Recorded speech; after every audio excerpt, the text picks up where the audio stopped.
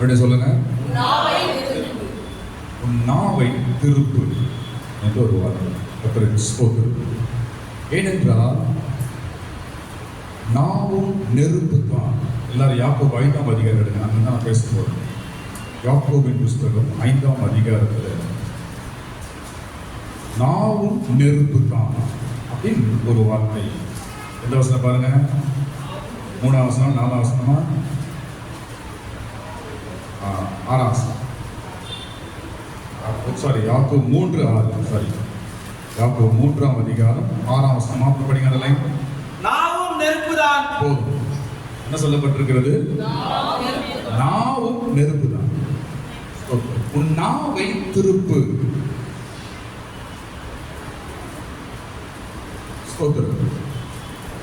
நீதிமொழிகளில் படிக்கிறோம், நாவில ஜீவனம் உண்டு, மரணம் உண்டு. அந்த நாவின் கனியை அவன் புசிப்பான். நீ நம்ம நாவுல என்ன சொல்றோமோ அது நடக்கும். ஆமென். அதே ஒரு படிச்சு நீதிமொழிகள் 18ஆம் அதிகாரம் 20, 21. நீதிமொழிகள் 18, 20, 21. அவனவன் வாயின் பலனால் அவனவன் வயிறு நிரம்பும், அவனவன் உதடுகளில் விளங்கினால் அவனவன் திருப்தி ஆவான். மரணமும் ஜீவனும் நாவின் அதிகாரத்தில் இருக்கும். ஓ, நாவுல தான் மரணம் ஜீவனும் இருக்கிறது. நாவினாலே அவன் வயிறு நிரம்பும். அப்ப நாவின் மூலமாய் தான் அவனுக்கு நிறைவு உண்டாகும். ஸ்தோத்திரம், ஸ்தோத்திரம், கர்த்தருக்கு ஸ்தோத்திரம். இப்போ நாவை நாம் திருப்ப வேண்டும். ஸ்தோத்திரம். பைபிள்ல 2 விதமான அக்கினி. அக்கினி, ஒன்று தேவ அக்கினி, இரண்டாவது நரக அக்கினி. ஸ்தோத்திரம். நம்ம நாவும் அக்கினி என்று சொல்லப்பட்டிருக்கிறது. நீங்க அதை நரக அக்கினியாகவும் யூஸ் பண்ணலாம், தேவ அக்கினியாகவும் யூஸ் பண்ணலாம். ஸ்தோத்திரம். இந்த நாட்களிலே நம்முடைய நாவு எப்படி இருக்கிறதோ அப்படி நம்முடைய ஆசீர்வாதங்கள் இருக்கும். நம்முடைய நாவிலே ஜீவனும் இருக்கிறது, மரணம் இருக்கிறது. நாவின் மூலமாக நமக்கு திருப்தி உண்டாகும், பலன் உண்டாகும், நிறைவு உண்டாகும். ஸ்தோத்திரம்.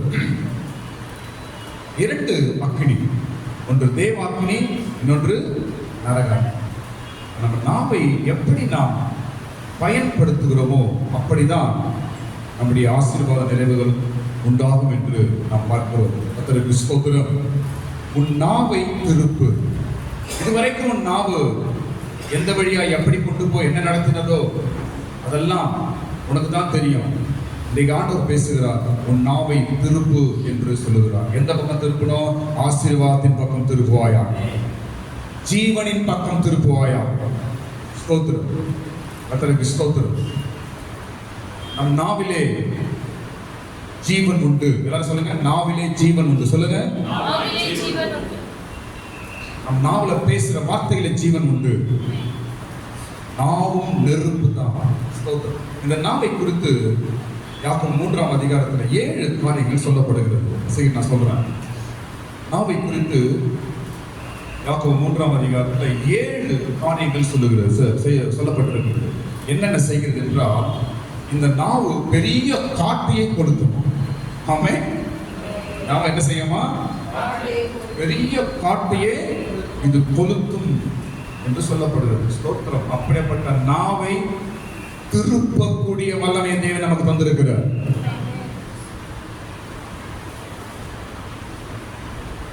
முதலாவது என்னவா? நாவு பெரிய காட்டை மாத்திரம் நீட்டியே கொளுத்தும்.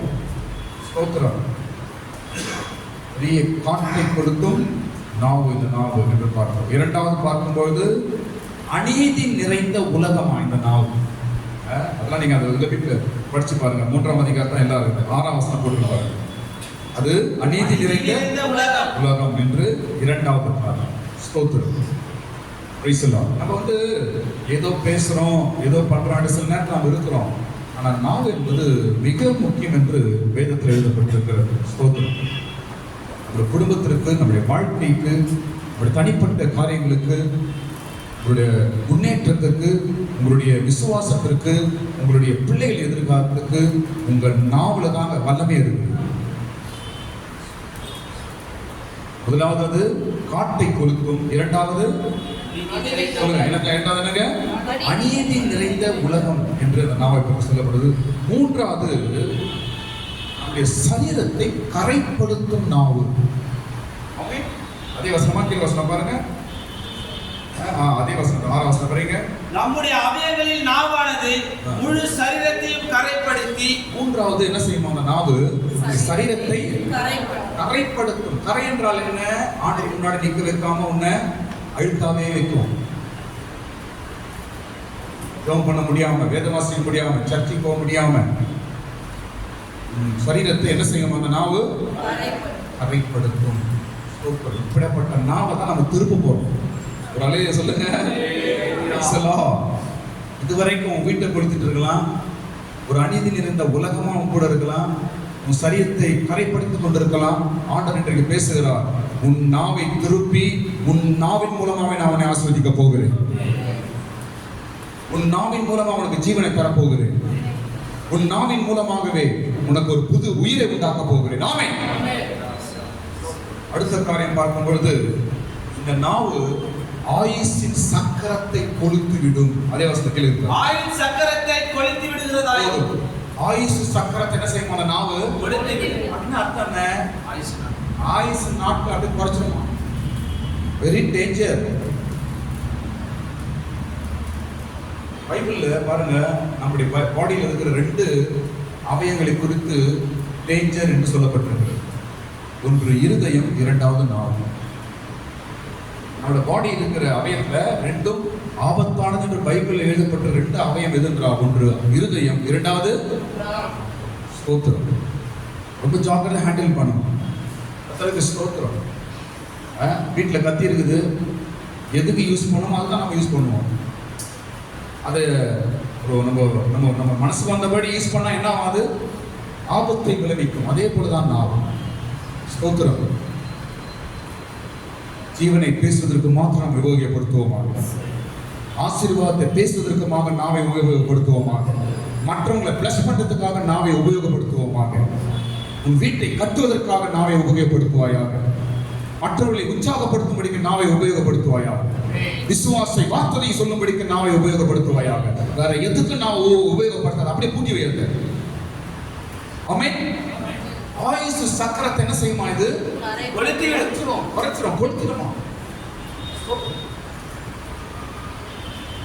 நம்முடைய ஆயுசு பத்தியோ, நம்முடைய பிரச்சனை பத்தியோ, நம்முடைய அழிவை பத்தியோ ஒருபோதும் நாம் பேசக்கூடாது. ஆமென். அடுத்து பாருங்க, 5வது காரணம் சொல்றேன்.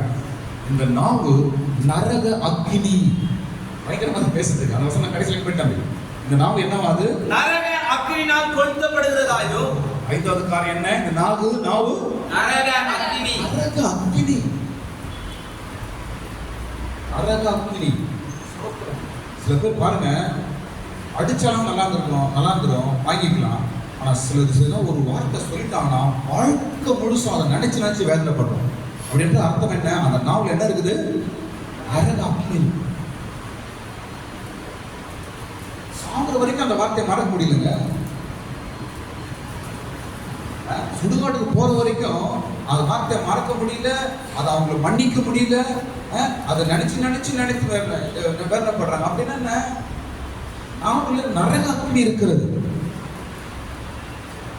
நரகத்தில் இருக்கிற வேதனை அந்த நாவலை உண்டாக்குறது. ஸ்தோத்திரம். இயேசுவின் நாமத்தினால் எல்லாம் நமக்குள்ள ஒரு பெரிய மாற்றத்தை உண்டாக்கணும். பேசலாம். 6வது காரியம், இந்த நாவு அடங்காதது என்று பாருங்க. 8வது நாவை அடக்க ஒரு மனுஷனாலும் கூடாது. அடுத்த லைன், அது அடங்காத பொல்லாங்குள்ளதும் ஆறாவது காரியம் நான் சொல்ல கரெக்டா படிக்கணும். ஆறாவது காரியம் என்ன? இது அடங்காத, எல்லாரும் சொல்லுங்க, அடங்காத பொல்லாதது. அடங்காத பொல்லாதது எது? யாரே சொல்றோம், உன் நாக்கே சரியில்லை. ஐயோ அதுவா அடங்காதது பொல்லாதது. யாரை பத்தி சொல்ற? உன் உள்ளே உனக்கு இது பேரு. ஐயோ அந்த பொம்பளையா அடங்காதது பொல்லாதது. ஐயோ அந்த ஆளா அடங்காதது பொல்லாதது. நீங்க பைபிள் சொல்ற, நீ யாரையும் சொல்லாத, உன் உள்ளே ஒன்று இருக்குது. அடங்காத பொல்லாத ஒரு அவயம் உனக்குள்ள இருக்குது.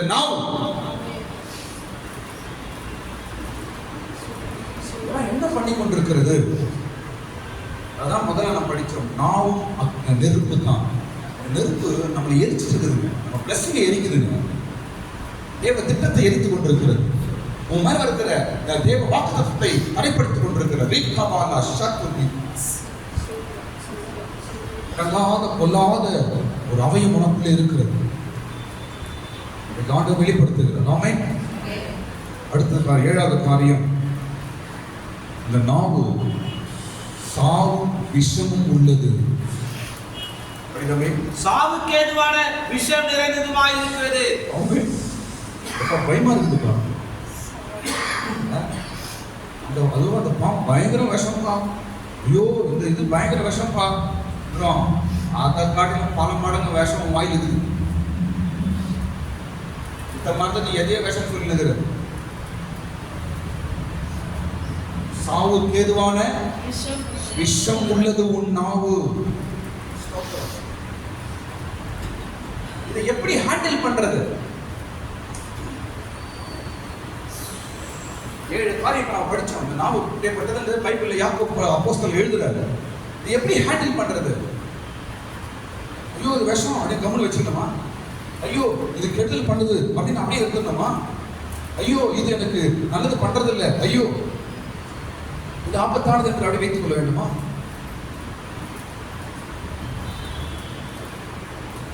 அத்தகைய ஸ்தோத்திரம். இதை உன்னால திருப்ப முடியும் என்று ஆண்டவர் பேசுகிறார்.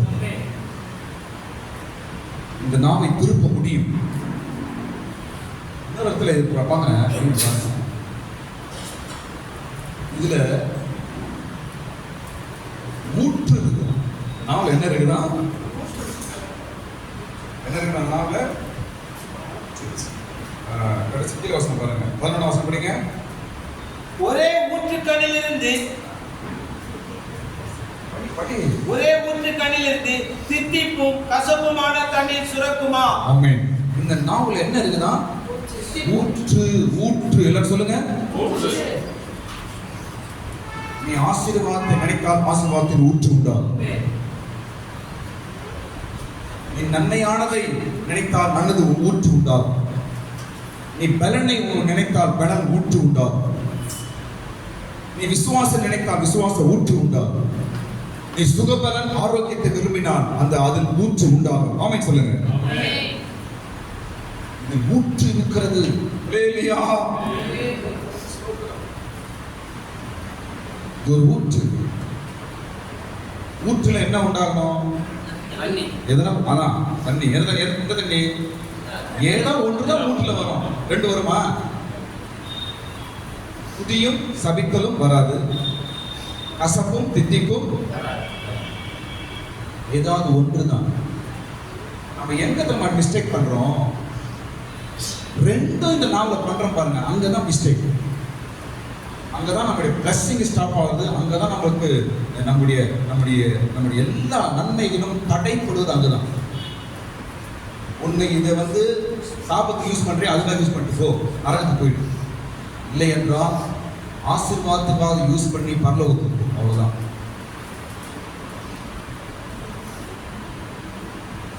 தித்திப்பும் கசப்பும் ஊற்று உண்டாகாது, வராது. நன்மையும் குதித்தலும் சபித்தலும். நேரம் வரும்போது சபிக்கிறோம், நேரம் வரும்போது குதிக்கிறோம். நேரம் வரும்போது நல்லா பேசுறோம், நேரம் வரும்போது கெட்டது பேசுறோம். இங்கதான் நம்முடைய நாவு நமக்கு ஆசீர்வாதத்தை கொடுக்க முடியாமல் போகிறது. ஆமென். நாம் சொல்ற பாருங்க, ஒருவேளை நீங்கள் சரீர பிரகாரமாக நாவினால சபிப்பதோ கோவப்பட்டதை பேசிட்டா உடனே ஆண்டவர்கிட்ட அதை அறிக்கை செய்து மன்னித்து அதை அப்படியே தூக்கி துரத்தி போட்டுருக்கு. அப்போ உங்க நாவு ஆசீர்வாதத்தின் ஊற்றாய் மாறும். கரங்களை தட்டுங்க. உங்க நாவு ஆசீர்வாதத்தின் ஊற்றாய் இயேசு மாற்றுவாராக.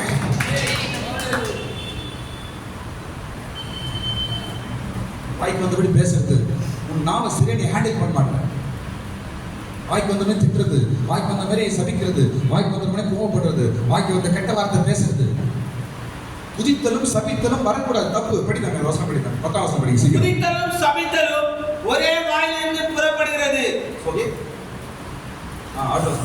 என் சகோதரரே, இப்படி இருக்கலாகாது. இருக்கக்கூடாது. நாம எப்படி ஹேண்டில் பண்றது? நான் சொல்றேன் பாருங்க, என்ன பாருங்க.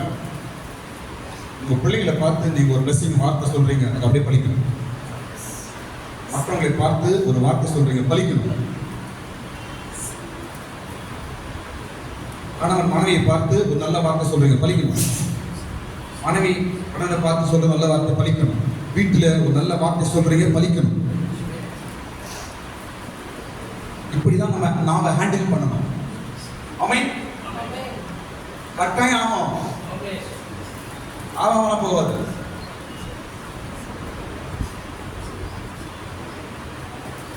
நாவும் நெருப்பு தான். நம்ம எந்த நெருப்பை மாற்ற போறோம்? தேவனுடைய நெருப்பாக மாற்றணும். கையை தட்ட. தேவனுடைய நெருப்பாய் நம்முடைய நாவுகள் மாறட்டும். நம்ம ஏமாற்றிக் கொண்டிருக்கிறது நாவு.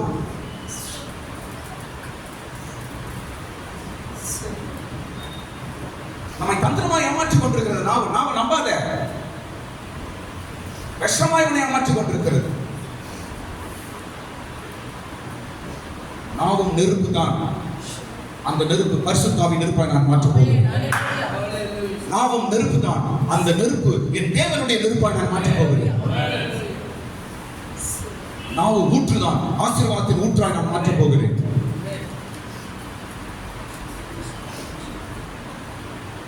இனிமேல் இதுவரைக்கும் போட்டோம். இனிமேல் சாபமோ கோபமோ தரித்திரமோ தேவையில்லாத வார்த்தையோ வராதபடிக்கு முடிந்த வரைக்கும் கண்ட்ரோல் பண்ணுங்க. ஒருவேளை நீங்க பேசிட்டீங்கன்னா உடனே ஆண்டவர்கிட்ட மனஸ்தாபப்பட்ட, ஆண்டவரே பேசிட்டப்பா மன்னிங்க என்று சொல்லுங்க. உங்க நாவு உங்களுடைய கண்ட்ரோல்ல வந்துடுங்க.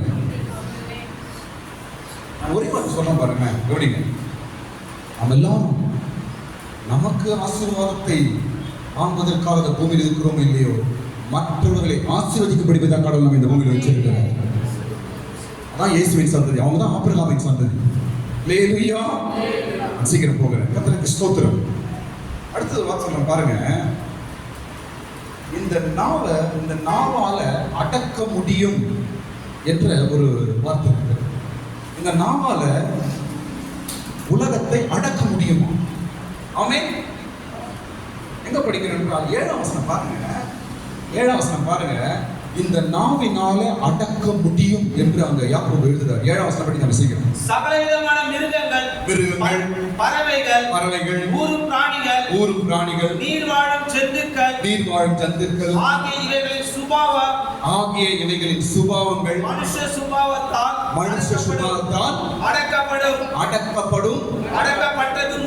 அடக்கப்பட்டதும் உண்டு. எதனால? மனுஷ சுபாவம் அப்படின்னா எதனால? நாவினாலதான். ஏன் முடியாது?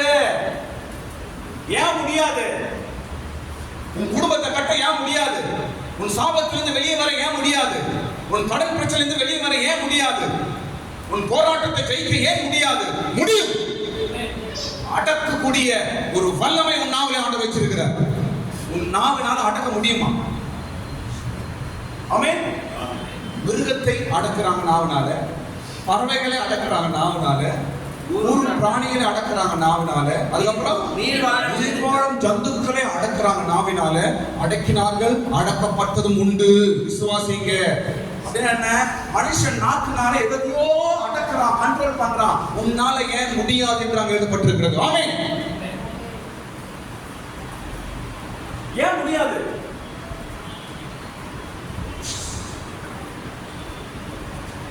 ஒரு மிருகத்தை மனுஷன் நாவினால் அடக்குறான். சர்க்கஸ்ல பாக்குறாங்க, ஏதோ பேசுறான், அடிங்க அப்படி நிக்கிறது. பறவைகள் அதை அடக்கி அப்படி சர்க்கஸ்ல பாக்குறோம், அப்ப அடக்குறான். ஏன் நம்ம நாவல அமிதமான ஒரு வல்லமையை அடக்கக்கூடிய ஒரு அதிகாரத்தை தேவன் வைத்திருக்கிறார்.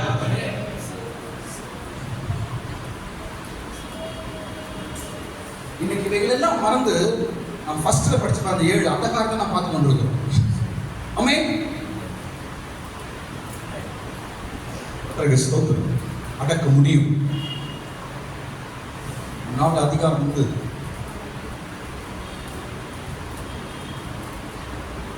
அழிக்கிற அக்கினி நாவல் இருக்குதுன்னா தேவனுடைய அக்கினி நாவல் வராதா? சொல்லுங்க. அழிக்கிற ஒரு அக்கினி நாவ ஆட்டம் போடுதுன்னா அப்ப தேவனுடைய அக்கினி நாவல் வராதா? வரும். எந்த அக்கினி வேணும்? அழிக்கிற அக்கினி வேண்டுமா? தேவ அக்கினி வேண்டுமா? தேவ அக்கினி தான் நம்முடைய நாவல் வேண்டும். ஹல்லேலூயா. பாருங்க, நாவை அடக்க மனுஷனால் கூடாது என்று ஒரு வார்த்தை பார்த்து படிங்க. எத்தனை வசனம் படிக்க சீக்கிரம்? நாவை அடக்க ஒரு மனுஷனால் கூடாது. நாவை அடக்க ஒரு மனுஷனாலும் கூடாது. சரி, ஒத்துக்கிறேன். ஒரு மனுஷனாலும் மனுஷனால் தான் கூடாது என்று எழுதப்பட்டிருக்கிறது, தேவனால் கூடாது என்று எழுதப்படவில்லை. நாம் மனுஷங்கமா இருந்தா அவங்க நாட்டை மண்டல் பண்ண முடியாது. ஆனால் இங்க உட்கார்ந்திருக்க யாரும் மனுஷர்கள் அல்ல, நாங்கள் நாம் தேவ புத்திரர்கள். கையை தட்டுங்க, கரங்களை தட்டுங்க. நாங்கள் மனுஷர்கள் அல்ல, தேவ புத்திரர்கள், தேவ ஆவியை பெற்றவர்கள் நாங்கள் எல்லாரும். ஆமென். மனுஷனால முடியாது. இந்த ரோட்ல போறாங்க, சண்டை போடுறாங்க, நான் பார்ப்பேன், நான் வாயா அடிப்பேன், நான் சண்டை போட்டு அடிப்பேன். அவங்களால முடியாது, ஆனா உன்னால முடியும். அவர்களால முடியாது, உன்னால முடியும். பேசலாம். உதாரணமா இருக்க ஒரு 4 நபர்கள் சொல்லலாம் பாருங்க. மோசே தேவ வார்த்தையினால் அவனுடைய நாவை அவன் கண்ட்ரோல் பண்ணான். மோசே ஒரு திக்குவாய். ஆண்டவர் சொன்னார், நான் சொல்லுவதை நீ போய் யாருக்கு சொல்லணும்? சொல்லுங்க, யாருக்கு சொல்லணும்? தேவ வார்த்தை மோசேயின் நாவை அக்கினியாய் மாற்றிச்சு.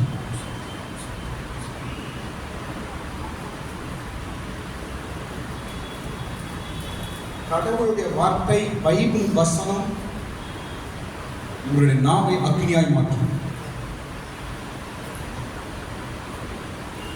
மோசே ஒரே ஆள் தான். முழு எகிப்து தேசமும் அவனுக்கு அடங்கினது, நடுங்கினது. காரணம் என்ன? அவன் நாட்டில் பேசின வார்த்தை தான். யாரும் தேவன் சொல்லி கொடுத்து பேசணும், அவ்வளவுதான். அவன் சொல்றேன் பாருங்க, உங்க நாவை கண்ட்ரோல் பண்ணி திருப்பும்படிக்கு முதல் காரியம் பைபிள் வசனம், தேவ வார்த்தை. தேவன் என்ன வார்த்தை பேசுகிறாரோ, தேவன் என்ன வார்த்தை சொல்லிக் கொடுக்கிறாரோ, என்ன வாக்கு தத்துவம், அந்த நாவல் அந்த வசனத்தை நீங்கள் பேசுவீர்கள் என்றால், தேவ வார்த்தை நீங்கள் பேசுவீர்கள் என்றால், உண்மையாகவே உங்களுடைய நாவு தேவ அக்கினி உள்ள நாவாய் மாறி போய்விடும். ஆசீர்வாதத்தின் ஊற்றாய் மாறி போய்விடும். மோசே சாதாரண மனுஷன் தான். தேவன் அவனை தெரிந்து கொண்டு தேவ வார்த்தை அவன் நாவில் வைத்தோன்ன அவனுடைய நாவு எப்படி மாறிற்று? தேவ அக்கினியாய் மாறிற்று. கட்டுப்படுத்தக்கூடிய நாவாய் மாறிற்று. பார்வோன் நடுங்கினான், எகிப்து நடுங்குது, மந்திரவாதிகள் நடுங்குகிறார்கள், சேனைகள் நடுங்குற, எல்லாம் பயப்பட நடுங்க ஆரம்பிச்சிட்டாங்க. அவனும் பெரிய ஆள்னா, தனியாக ஒண்டி கட்டதான், அவன்கிட்ட ஒன்றும் இல்லை. ஆனால் அவனுடைய நாவுல தேவ வல்லமை அக்கினி இறங்கினது. இன்றைக்கு ஆண்டவர் உங்கள் நாவுகளை விசேஷமான நாவை ஆண்டவர் மாற்றுகிறார். கரங்களை மேல உயர்த்துங்க. ஒரே நிமிஷம், ஒரு நிமிஷம் கண்களை மூடி கையை மேல உயர்த்துங்க. இன்றைக்கு உன் நாவை ஆண்டவர் விசேஷமான நாவை மாற்றுகிறாரா? இன்றைக்கு விசேஷமான நாவாய் உன் நாவில் ஒரு தேவ அக்கினி உள்ள நாவாய் ஆண்டவர் மாற்றுவாராக. இன்றைக்கு திரும்பி போகும்போது இனி உன் நாவிலால அநேக காரியங்கள் கண்ட்ரோல்ல வரப்போகுது. அநேக காரியங்களை நீ கட்டுப்படுத்த போகிறார். அநேக வல்லமைகள், தீய வல்லமைகளை உன் நாவினால எதிர்க்க போகிறார். தேவன் பெரிய காரியங்களை செய்ய போகிறார். உன் நாவினால பல வல்லமைகளை கண்ட்ரோல் பண்ண போகிறார்.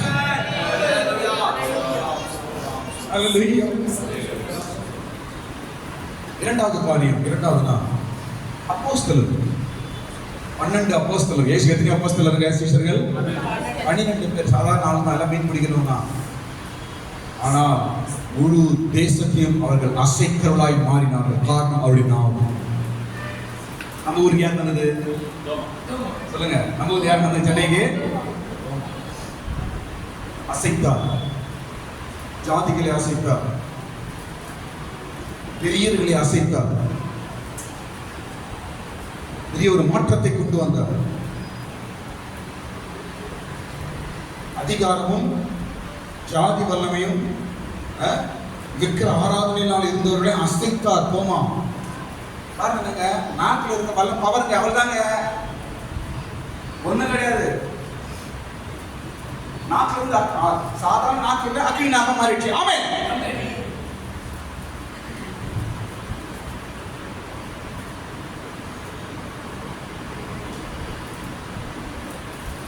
ரெண்டு வழிகளில் நம்மை நாட்டை மாற்றுகிறார் தேவன். ஒன்று பரிசுத்தாவின் அக்கினி. பெந்தேகோஸ்து என்னும் நாளிலே யாவர் மீதும் அக்கினிமயமான சொல்லுங்க, அக்கினிமயமான நாவுகள் அவர்கள் மீது இறங்கினது, அமர்ந்தது.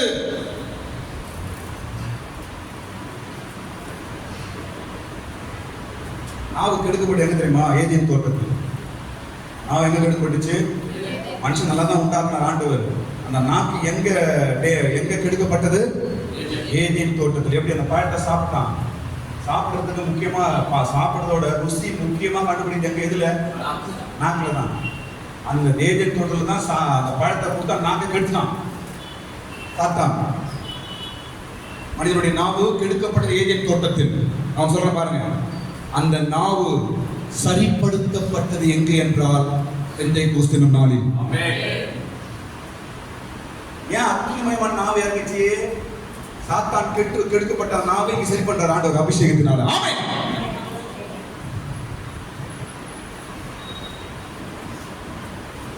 அக்கினி அபிஷேகத்தினால் நம்முடைய நாவுகள் கண்ட்ரோல்ல வரும். நம்முடைய நாவுகள் தேவ அக்கினியாய் மாறும். எரிக்கிற அக்கினி அல்ல, கட்டுகிற அக்கினி. சபிக்கிற அக்கினியா அல்ல, உருவாக்குற அக்கினியால் நாவை ஆண்டவர் மாற்ற முடியும். அல்லேலூயா. 12 அப்போஸ்தலர்கள் நாவு மாறிடுச்சு அப்படியே. ஸ்தோத்திரம். இன்னொரு ஆள் சொல்றேன் பாருங்க, தீர்க்கதரிசி எரேமியா. எனக்கு ஒன்றும் பேச முடியாது, நான் பாவி, நான் தகுதி இல்லை என்று எரேமியா சொல்றாரு. உடனே ஆண்டவர் என்ன செய்யறாரு? அவர் நாக்குல தெரியாத பட்சத்து இல்லையா, நாக்குல நெருப்பு கொண்டு வைக்கிறாருங்க. என்ன வைக்கிறாரு? நெருப்பை கொண்டு வந்து எரேமியா நாக்குல ஆண்டவர் வைக்கிறார். உடனே அவன் தீர்க்கதரிசியாய் மாறினான். ஆமென்.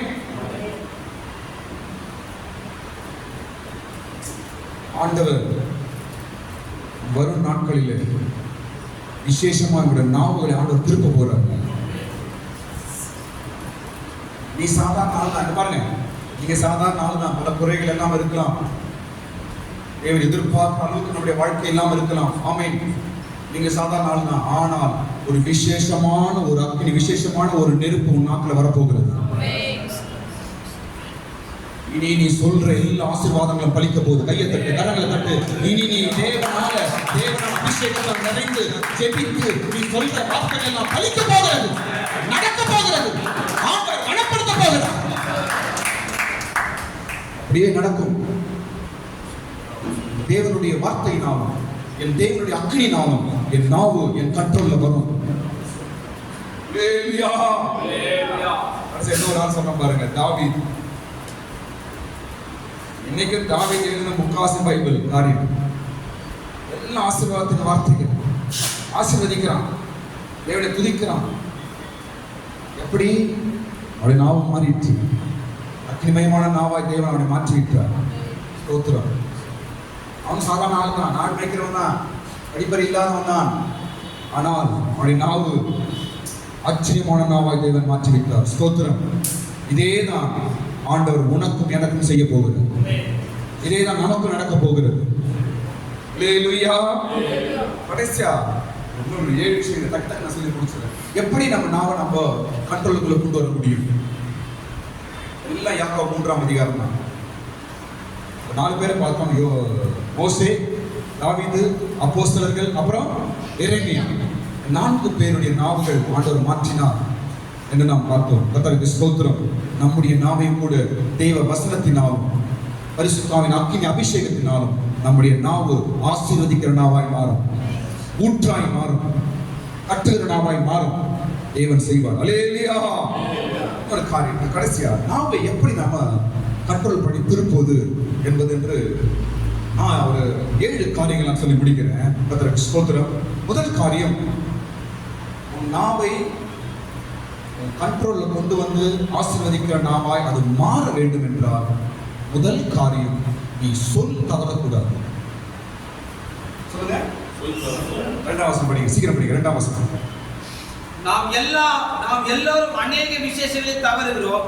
ஒருவன் சொல் தவறாத ஆனால் அவன் பூரண புருஷனும் தன் சரீரம் முழுவதும் கடிவாளத்தினாலே அடக்கிக் கொள்ளக்கூடியவனுமாய் இருக்கிறான். கர்த்தருக்கு ஸ்தோத்திரம். நாவினால எல்லாம் திருப்ப முடியுங்க. சரீரம் திருப்ப முடியும், அதுக்கப்புறம் கப்பலை திருப்ப முடியும், அப்புறம் பாருங்க குதிரையை திருப்ப முடியும் என்று அங்க எல்லாம் திருப்ப முடியும் என்று எழுதப்பட்டிருக்கிறது. ஸ்தோத்திரம். உங்க குடும்பம் ஏதோ ஒரு வழியில போயிட்டு இருக்கலாம், ஏதோ ஒரு கெட்ட வழி, சாப்பிட்டுல போயிட்டு இருக்கு, எல்லாம் கடன்ல போயிட்டு இருக்குது, எல்லாம் தரித்திரத்துல போயிட்டு இருக்குது, எல்லாமே ஒரு நல்லதா இல்லை, என் குடும்பம் எப்படியோ போயிட்டு இருக்குது என்று நீங்க நினைக்கலாம். இன்னைக்கு ஆண்டவர் பேசுறார், திருப்ப முடியும், திருப்ப முடியும். எப்படி ஒரு சுக்கானால், ஒரு சின்ன சுக்கானினால் பெரிய கப்பலை திருப்புகிறார்களோ, எப்படி ஒரு கடிவாளத்தினால் ஒரு பெரிய குதிரையை திருப்புகிறார்களோ, அதுபோல உன் குடும்பத்தையும் திருப்ப முடியும் தான் ஆண்டவர் இன்னைக்கு பேசுகிறார். ஆமென். எது கட்டுப்பாடு மீறின போல கடவுள் என்ன பாருங்க, கடவுள் உன் கூட இருக்கிறார் என்று நம்புவான் என்றால் எதுவும் உன் கட்டுப்பாடு மீறி போக ஆண்டவர் விடவே மாட்டார். ஒண்ணும் மீறி போவாது. அப்ப நம்ம ஜபம் எங்க போச்சு, நம்ம விசுவாசம் எங்க போச்சு? ஒன்றும் மீறி போக தேவன் அனுமதிக்க மாட்டார். எல்லாம் திருப்பப்படும். எப்படி திருப்ப போறாரு? ஒரு 4 வயசுல திருப்ப போறாரு. ஆமென். நீ கொஞ்சம் ஜாக்கிரதையா இரு. ஆண்டவர் திருப்ப போகிறார், கட்டுக்குள் கொண்டு வர போகிறார், கட்டுப்படுத்த போகிறார். அநேக விஷயங்களை உன் நாவின் வார்த்தையினால இனிமே ஆண்டவர் கட்டுப்படுத்த போறார். முதல் காரியம், எப்படி நம்ம நாம கண்ட்ரோல கொண்டு வரும்? முதலாவது, சொல் தவறக்கூடாது. ஆமென். முதல் காரியம் சொல்லுங்க. கிறிஸ்தவன் நீங்க பைபிளை கையில் எடுத்துட்டீங்கன்னா உங்க வார்த்தையில உண்மையா இருக்கும். அப்பதான் உங்க நாக்குல பவர் இருக்கும். சொல் தவறக்கூடாது. உடன்படிக்கையா இருக்கட்டும், ஒருத்தருக்கு ஏதாவது வாக்கு கொடுத்ததா இருக்கட்டும், சொல்லுல நீங்க தவறவே கூடாது. பைபிள் சொல்லுது, நம்ம பொருத்தனை செய்துவிட்டா அதை செய்யாம நாம இருக்கவே கூடாது என்று பைபிள் எழுதப்படும். சொல் தவறாது இருக்கிறவன் பூரண புருஷன். அவன் நாவு தான் பிளஸ்ஸிங்கை சொல்லும், அவன் நாவு தான் ஆசீர்வாதத்தை கொடுக்கும், அவன் நாவு தான் நல்ல ஊற்று உள்ள நாவா இருக்கும். நான் சொல்றதே சாப்பிடுவது குடிகாரன் பேச்சு சொல்லுங்க போச்சு. அவன் குடிகாரன் பேச்சு அவன் போச்சு, உன் பேச்சு என்ன ஆச்சு? நீ குடிகாரன், நீ கிறிஸ்துவ நல்லவா, பைபிள் படிக்கிறது நல்லவா, உனக்குள்ள தேவ ஆவி இருக்கிறது அல்லவா? சொல் தவறக்கூடாது. தலையை அடமா வச்சா செய்தான். நான் அப்படிதான் என்னை பொறுத்த வரைக்கும் நான் ஊழியக்கார என்ன பண்ணுறது, நான் உங்களுக்கு சொல்றேன், சொல் தவறக்கூடாது. நாக்கின் வல்லமை இல்லாமல் போயிடும். நாக்கு உன் கண்ட்ரோல்ல வராது. நாக்கு ஆசீர்வாதத்தின் வல்லமை எழுந்து போயிடும்.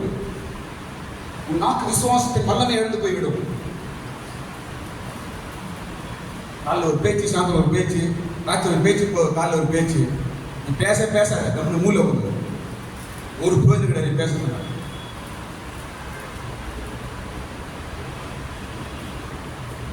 சொல் தவறாமல் இருக்கும்பொழுது உன் நாவு ஆசீர்வாதத்தின் வல்லமை உள்ள நாவா இருக்கும். நம்பர் 1. இரண்டாவது காரியம், பெருமையானது உன் நாக்கு பேசவே கூடாது. 5வது வசனம். அப்படியே நாவானது சிறிய அவயவமாய் இருந்தாலும் பெருமையானவைகளை பேசும். 2வது காரியம், பெருமை நானே, என் புள்ள, என் வீடு, என் படிப்பு, என் ஜாதி. உன் நாக்க என்ன சொல்றது கவனம். யாருன்னா சில கிறிஸ்தவர்கள் நான் எவ்வளவு பார்க்கிறேன், வாய கதவை பெருமை, அது லொட்டு அவன் பயத்து நட்டுறான். மோனமா ஆட்சி சுற்றுறா விடுறான். ஒரு புரோஜனம் இருக்காது.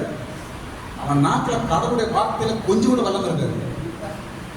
அவன் வாயினால சொல்றது ஒன்று பலிக்காது. அவன் கிறிஸ்தவன் என்று சொல்றது தகுதி கிடையாது. நான் சொல்றேன், பெருமை நாவுதான் அழிக்கிற அக்னி. பெருமை நாவுதான் குடும்பத்தை கெடுக்கிற அக்னி. உன் குடும்பத்தை காட்ட மற்ற குடும்பத்தை கெடுக்கிறாங்க. பெருமை நாவினால் தான் அழிவு உண்டாகிறது. நல்லா புரிஞ்சுக்கணும். நம்ம நினைக்கிறோம் ஏதோ எல்லாம் நம்ம ஏதோ நல்லா நடக்கிறோம் நல்லது. நீ எவ்வளவு பெருமை பேசுகிறாய் அவ்வளவு அழிவுதான்.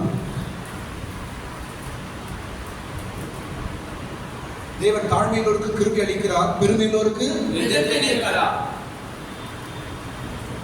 தேவன் பைபிள் யாரும் எதிர்த்துலாம் நிற்க மாட்டார்.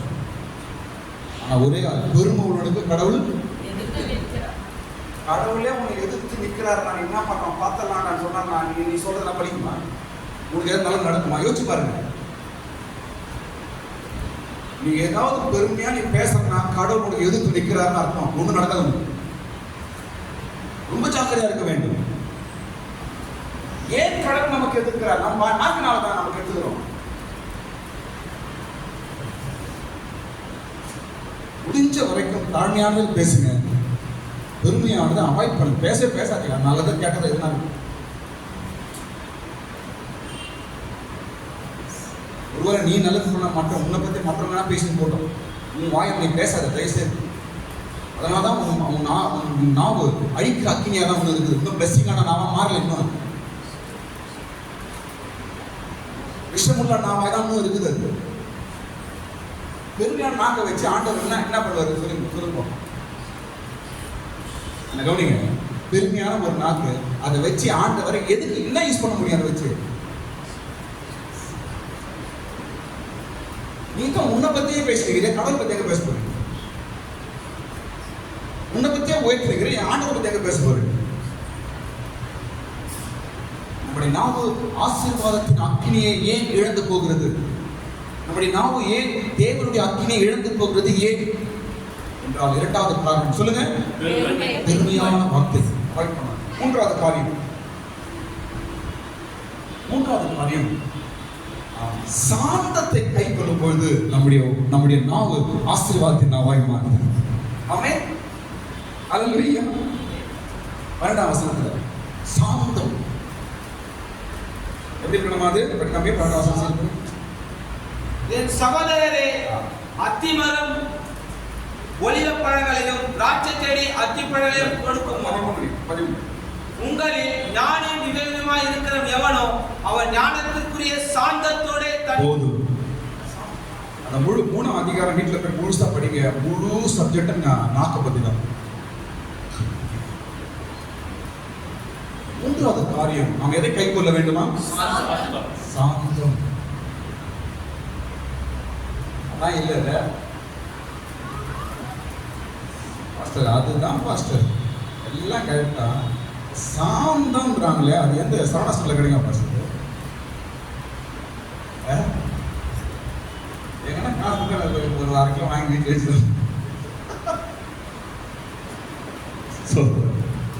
அதுதான் இருக்க மாட்டேன். சாந்தமா எது கேட்கணும்? சாந்தம் பிரச்சனையே இல்லாம தான் நல்லா சாந்தமா இருக்கு. அது சாந்தம் கிடையாது. பிரச்சனை வரும்போது இருக்கிறது அதான் சாந்தம். ஐயா அது ஐயா சாந்தம். ஒரு யார் ஒன்றும் பேசலாம் சாந்தமா தான் இருப்பாங்க. பிரச்சனை வந்து உன்னை யாருன்னா ஏதோ சொல்லும் போதுதான் சாந்தம் சாப்பாடு மாதிரி இருக்கு. இன்னும் பாருங்க, ஏன் சொல்றாங்கன்னா கிறிஸ்தவர்கள் நாம் வந்து அவர்வா சொல்ல பாருங்க, கிறிஸ்தவர்கள் என்றாலே ஆசீர்வாதம் உள்ளவர்கள், ஆசீர்வதிக்கிறவர்கள். கிறிஸ்து என்றால் இயேசு. நாம் இயேசுவை கொண்டவர்கள். நம்முடைய நாவில் ஒரு விசேஷம் இருக்கிறது. எல்லாம் சத்தமா ராமே சொல்லுங்க. உன் நாவில ஒரு ஸ்பெஷல் இருக்குது.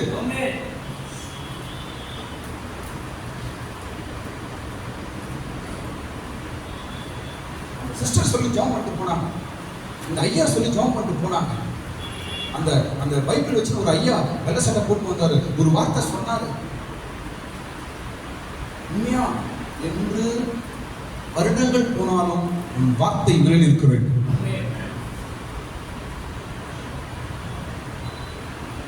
நான் கிறிஸ்தவன்,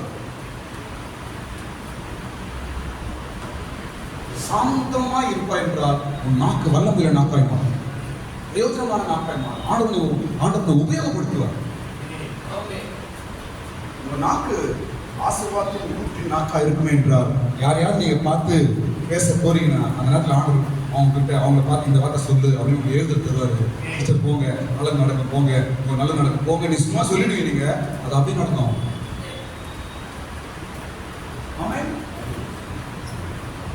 அந்த பிரயோஜனப்படுத்துவாருங்க. கழுதைக்கு கொண்டு பேசுவார்னு யாரும் சொன்னீங்க. யோபு அவன் இருந்த நிலைமையில 3 ஃப்ரெண்டு வந்தாங்க. 3 ஃப்ரெண்டுங்க நாட்டில் என்ன சொன்னாங்க அப்படின்னு நடந்துச்சு யோபு வாழ்க்கை. ஆண்டவர் 3 சிநேகிதரை உபயோகப்படுத்தினார். இன்றைக்கு நீங்கள் எல்லாரும் மற்றவர்களை பிளஸ் பண்ண எத்தனை பேர் ஆசைப்படுறீங்க? கை தூக்கி பார்ப்போம். மற்றவங்க நான் ஆசீர்வதிக்கணும், நான் சொல்றது மற்றவங்களுக்கு நல்லது நடக்கணும், என்னால மற்றவங்களுக்கு நல்லது நடக்கணும், எத்தனை பேர் ஆசைப்படுறீங்க? ஆண்டவர் இன்றைக்கு விசேஷமான ஒரு நாவாய் இன்றைக்கு ஆண்டவர் உன்னை மாற்றுவாராக. ஒரு விசேஷமான நாவு உள்ளவனாய் உன்னை ஆண்டவர் மாற்றுவாராக.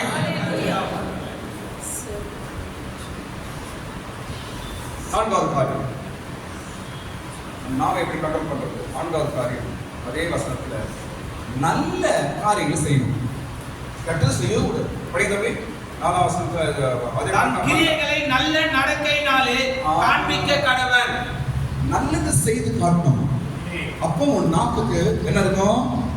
பிளஸிங் உள்ள நாவா இருக்கும். உன் நாக்குல வல்லம் இருக்கும், பவர் இருக்கும். நாளைக்கு ஒருத்தவங்க கிட்ட வந்து ஏதோ பேச பயப்படுவோம். ஐயோ சொல்லிட்டு போறாருப்பா, ஜெபம் பண்றவங்க ஒரு வாட்டி சொன்னா அப்படி நடந்துச்சுப்பா அப்படின்னு ஒருவனும் உனக்கு விரோதமா நிற்க மாட்டான். நாக்கின் வல்லமை கண்டு மற்றவன் பயப்படுவான், சத்துரு பயப்படுவான். நாம சரியா இருந்தா போதுங்க, பைபிள ஃபாலோ பண்ணா போதுங்க.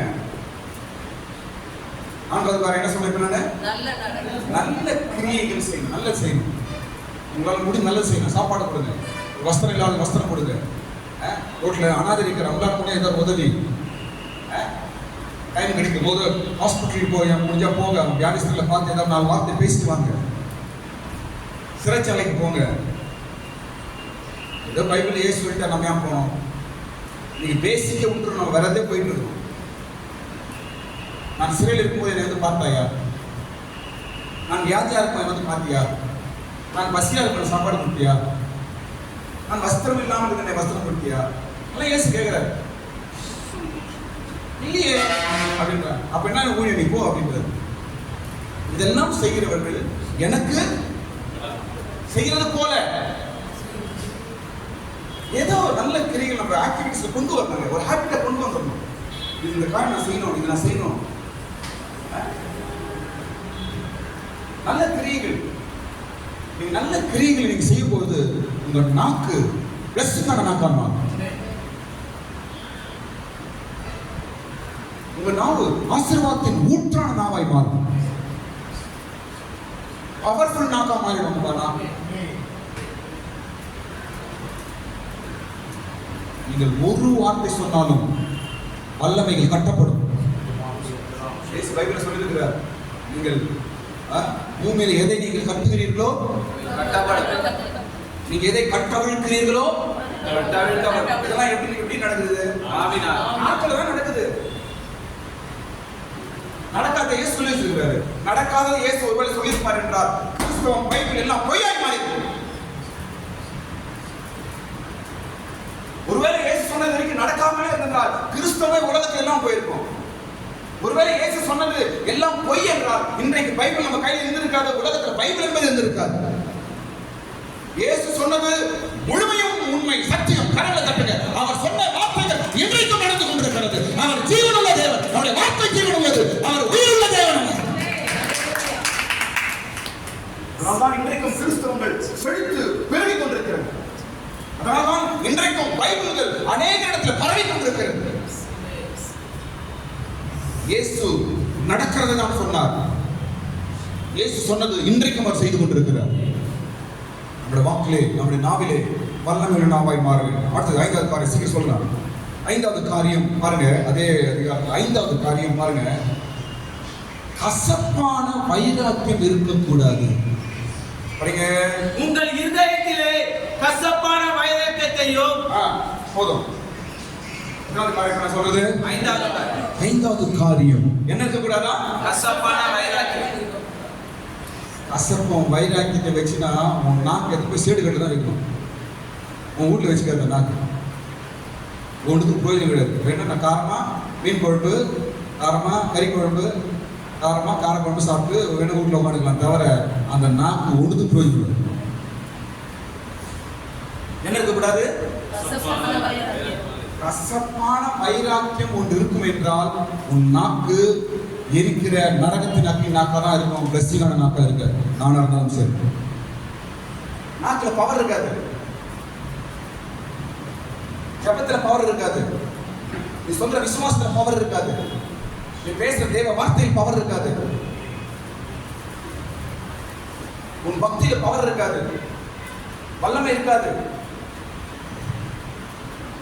இதெல்லாம் சேர்த்துதான் ஒரு நாக்க நரகத்தின் நெருப்பு நாக்காய் மாத்துது அப்படின்னு எழுதுவதாங்க யாக்கோபு. இதெல்லாம் நமக்கு தெரியல. ஏதோ போறோம், ஏதோ பேசணும், ஏதோ மனுஷனை கூட வாழணும் நினைக்கிறோம். இல்ல, உலகத்தான் வேற, நீ வேற. உலக மனுஷன் வேற, கிறிஸ்துவன் வேற. நீ பேச்சு வேற, அவன் பேச்சு வேற. உன் நாக்கு வேற, அவன் நாக்கு வேற. உன்னுடைய எண்ணங்கள் வேற. நீ உயிர் வாழ நோக்கம் வேற, அவன் நோக்கம் வேற. அவன் எதுக்கோ வாழ போறான். இல்ல, நீ வாழ்வதற்கு இதற்கு தான் நீ வாழ வேண்டும் என்று ஆண்டு வைத்திருக்கிறார். உனக்கு பின்பாய் ஒரு கடவுள் இருக்கிறார். உனக்கு பின்பால் ஒரு தேவ தூதர்கள் கூட்டம் இருக்கிறது. உனக்கு பின்பால் ஒரு பிளான் இருக்கிறது. உலகத்தாரை வச்சு கம்பேர் பண்ணவே பண்ணாதீங்க. அவங்க வேற, நீ வேற. மறுபடியும் சொல்றேன் பாருங்க, உண்மையாகவே என்ன சொல்றோம் பாருங்க, நம்ம எதை நம்ம காத்துக்கொள்வோம்? நம்ம நாவை முக்கியமாய் காத்துக்கொள்ள வேண்டும். மிக முக்கியமாய் நீ காத்துக்கொள்ள வேண்டும். அதை கொண்டுதான், அதை வைத்துதான் தேவன் உன்னோடு கூட செய்கிற காரியத்தை நீ உணர முடியும். கசப்பு வைராக்கியம் தயவு செய்து அதெல்லாம் விட்டுருங்க. உன் நாக்கால் நீயே கெடுதல் உண்டாக்கிற, உன் நாக்கால உனக்கு பொழுது இல்லாம போயிடும். கசப்பு வைராக்கியத்தினால நம்முடைய நாக்கு தேவ வல்லமை இழந்து போகுது. அடுத்தது எத்தனாவது காரியம் சொல்லலாம்? இப்போ 6வது காரியம் விரோதம். அதே வந்து விரோதத்தையும். 6வது காரியம் என்னங்க? விரோதத்தை வச்சுட்டு நான் தேவனுடைய பிள்ளை, நான் பைபிள் படிக்கிறேன், நான் விசுவாச வார்த்தையை சொல்றேன், என்ன சொல்றேன்? ரோஜு எல்லாரும் சொல்லிக்கிட்டு விரோதத்தை வச்சு நீ கிறிஸ்டின் சொல்ல தயவுசெய்து. நாவும் நெருப்பு தான். இவையெல்லாம் நம்ம கூட இருக்கணும். என்ன ஆகுது? கெட்ட நெருப்பா மாறுது நாக்கு. அப்படி என்னங்க? நரக நெருப்பா மாறுது நாக்கு. தேவனுடைய நெருப்பாவும் நாக்கு இருக்கணும். பரிசுத்தாவின் நெருப்பாவும் நாக்கு இருக்க வேண்டும். ஆசீர்வாதத்தின் ஊற்றாய் உன் நாக்கு இருக்க வேண்டும். இதுதான் சப்ஜெக்ட். என்ன இருக்கக்கூடாது? இப்போ 6வது காரியம் விரோதம். காரியம் சொல்லுங்க. விரோதம் இருக்கணும். தயவுசெய்து விரோதம் வச்சுக்கூடாது. சமாதானமா போயிடுங்க, வாழ்ந்து போயிடுங்க, தப்பே கிடையாது. வாழ்ந்து போயிடுங்க, தப்பே கிடையாது. கிருபையும் ஜீவனம் கிடைக்கும். பூமியில தான் தாழ்ந்து போறோம். என்ன தப்பு இருக்குது? நிறைய போயிடுது. நித்திய ஜீவனம் வச்சிருக்கு. அதுக்காக என்ன வேணா நம்ம பண்ணலாம். தாழ்ந்து போது பெரிய விஷயமே கிடையாது. பாருங்க, பைபிள் படிக்கிற வெளிப்படுத்த புஸ்தகத்துல ஜீவன் நதி புறப்பட்டவர் எங்கிருந்து? ஆண்டவருடைய சியோன் மலையிலிருந்து என்ன வருதுங்க? ஜீவ நதி. என்ன வருது சொல்லுங்க? ஜீவ நதி அங்கிருந்து ஓடி வருது. அங்கிருந்து வர நதி அது எங்க போகும்? ஒரு நதி வருதுங்க, ஒரு நதியோ ஒரு ஆறோ அங்க ஒரு உயரத்துல அப்படியே இறங்கி ஓடி வருது. அது எந்த இடத்துல அங்க ஓடும்? ஃபர்ஸ்ட் சொல்லுங்க சொல்லுங்க சொல்லுங்க. எங்க போவாது? எங்கெங்க பள்ளம் அங்க சர்க்கு சர்க்கு சர்க்கு போய் நிரப்பும். ஜீவ நதி என்பது ஆண்டவருடைய வல்லமை, ஆசீர்வாதங்கள். எங்க பள்ளம் அதான் தாழ்மை. யாரிடத்துல எந்த தாழ்வாக ஃபர்ஸ்ட் அங்க ஓடி ஓடி போய் நம்ம நிற்கும். அதான் நீயா இருக்கணும், அதான் நானா இருக்கணும். நீ தாழ்மை இல்லாம நான் ஒரு மலை அப்படின்னா உங்க தட்டு வேர்த்த போயிடுங்க. ஒரு உயரமான இடமா இருந்தா நதி என்ன செய்யும் சொல்லுங்க? அப்படியே டைவர்ட் ஆகி வேற இடத்துக்கு போயிடாது. அவ்வளவுதான், உன்னோட பிளஸிங் போயிடும். இன்றைக்கும் தேவனிடத்திலிருந்து ஆசீர்வாதத்தின் நதி புறப்பட்டு வந்து கொண்டுதான் இருக்கிறது. எங்கெங்க தாழ்வு இருக்கிறதோ அங்கெல்லாம் முதலா வந்து நிரம்பும். அப்படியே ஒருவேளை உன் இருதயம் இயேசப்பா என்று தாழ்வாய் இருப்பாய் என்றால் அந்த நதி புறப்பட்டு வருகிற முதல் இடம் உன் வாழ்க்கை தான். அதனால மறுபடியும் நான் அன்பான கோரிக்கை, தாழ்மையா இருந்து விடுவோம். நாம் ஒருபோதும் உயர்த்தாதீங்க. ஒருபோதும் உங்க இருதயமாவோ உங்க கண்களோ பேச்சோ நாக்கோ எதையும் உயர்த்தாதீங்க. நதி புறப்பட்டுக் கொண்டிருக்கிறது, நதி ஓடி வந்து கொண்டிருக்கிறது. விரோதம் நம்முடைய நாவின் வல்லமையை எடுக்கிறது. கடைசி வார்த்தை நான் சொல்லி முடிக்கிறேன். 7வது காரியம், பொய் சொல்லக்கூடாது. சத்தியத்துக்கு விரோதமாய் பொய் சொல்லாமலும் இருங்கள். கடைசி காரியம் பொய். பொய் பொய் பொய் பேசினா உன் வாழ்க்கையில உன் நாக்கில் என்ன வல்லமை இருக்கும்? பொண்டாட்டி புருஷன்கிட்ட பொய், புருஷன் பொண்டாட்டி கிட்ட பொய், பிள்ளைங்க அப்பா அம்மா கிட்ட பொய், நீங்க எல்லாம் சேர்ந்து என் கிட்ட பொய்.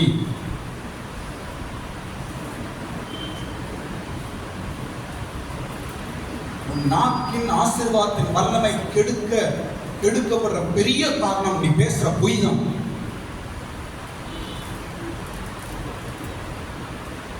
பொய்க்கு பிதா யாருங்க? அவனுடைய சார்பு உங்களை இருந்தா எப்படி உன் நாக்கு ஆண்டோட பிளஸிங்க பேசும்?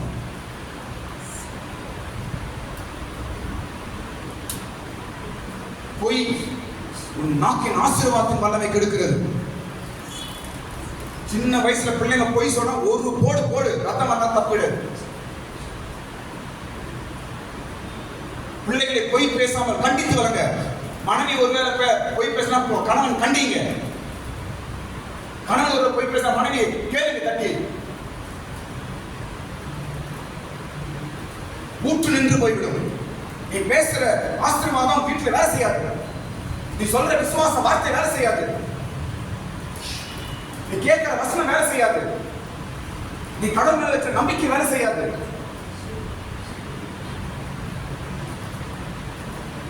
ஊற்று உனக்கு தேவையான எல்லா ஊற்றும் நாக்கில் தான் வச்சிருக்காண்டு. ஊற்று ஃபவுண்டன் அப்படி வந்துட்டே இருக்காது, நெருக்கி நிற்காது. ஊற்று என்றால் இருக்காது, வந்து கொண்டே இருக்கும். என்னது? ஆசீர்வாதம், நன்மைகள், சுகம், சமாதானம், நிம்மதி, பலன் எல்லாமே உன் நாக்கில் தான் ஆண்டு வச்சிருக்கிறார். அதை பெற்றுக்கொள்வதும் கெடுப்பதும் நம்முடைய கையில் தான் இருக்கு.